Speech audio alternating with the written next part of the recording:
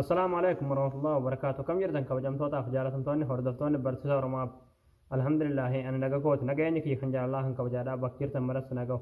إجادا وتدن كيا فيديو راك أنا كيساتي وانا نسم برسيسو.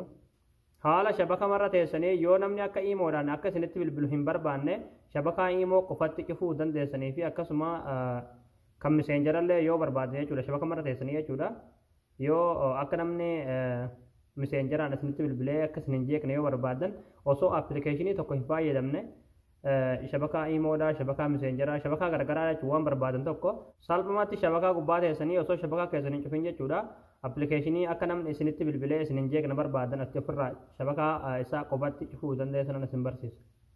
Egaa daawwattootaan kiyya warroonni YouTube channel keenya faarootaatan baga nagaa dhuftan jecha YouTube channel keenya subscribe godhachuun dagdanaadha. Yeroo subscribe gootan barumsa asirratti dabarsan guyyaan nama dura akka simbira ga'uuf mallattoo notification san kilik itti godhadhaa achi booda all kan jettu kaayadhaadha.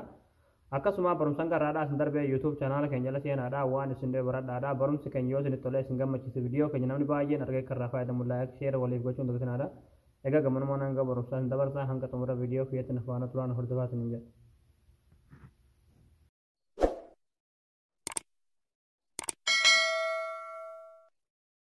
Hayya daawwattootaan kiyyaa fakkeenyaaf shabakaa iimoo qofaa yoo qollafuu barbaadan jechuudha.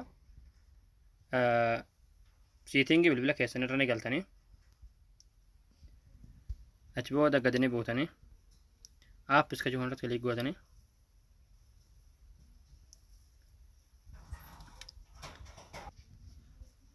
achi booda iimoo ni barbaadan jechuudha kana keessaa.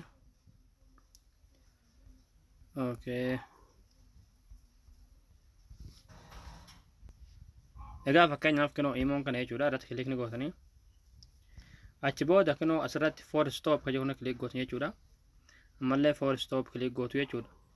Haala kanaan amma namni imoodhaan isinitti bilbiluu hin danda'u jechuudha. Garuu yoo deebitanii imoo kana seentan imoon keessan akkuma duraan deebi'an isinitti bilbiluu danda'a jechuudha isin galee.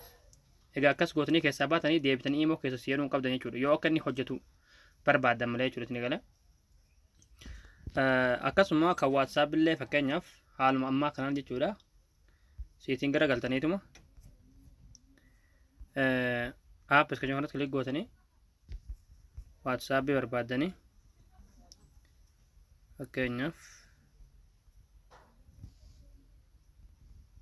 fakkeenyaaf WhatsApp kanooti for stop kan kilik goona achi booda ammallee for stop kilik goona haala kanaan amma kanoo WhatsApp kanaa deebi'ee hayyoon jedheen hin dhufu jechuun meseejii namatti jechuudha osuma isin argitanii hayaa jedhuuniti amma fakkeenyaaf deebi'ee hayaa jedhuuniti inni kanoo kana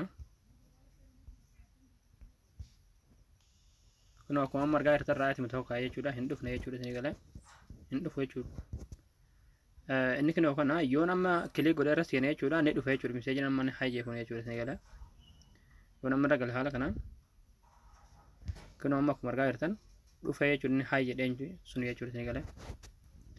Egaa daawwattootaan kiyyaa haalumaan amma isinitti agarsiise kanaan jechuudha appilikeeshinii barbaadan akka namni isinitti bilbilee isin hin jeeqne qollofuu dandeessan jechuudha shabaka marra teessanii jechuudha isin galee. Fakkeenyaaf yeroo filmii ilaaltan akka namni isin jeequu hin barbaanne jechuudha. Akkasuma fakkeenyaaf yeroo ammaa kana namni zoomiidhaan garee adda addaarratti quraana adda addaa qaraa. Yeroo quraana qaraatan yeroo waan adda addaa qo'attanitti akka namni isinitti bilbilee isin hin jeeqne appilikeeshinii namni isiniif ittiin bilbilee isin jeequ hunda haala kanaan ofirraa qollofta jechuudha isin galee hanga waan san xumurattanitti jechuudha. Isin galuu jiraame? Egaa bifuma kanaan bifuma nama isinitti agarsiise kanaan jechuudha telegiraamaas messengeraa haaluma kanaan qollofuu dandeessan jechuudha shabakaa isaadha jechuudha isin galee.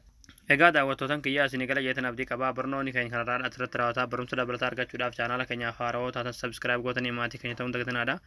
Akkasuma viidiyoo keenya like share waliif gootanii nu jajjabeessuun dagatanaadha barumsa birootiin akka walitti deebinutti waan hordoftaniif galatooma.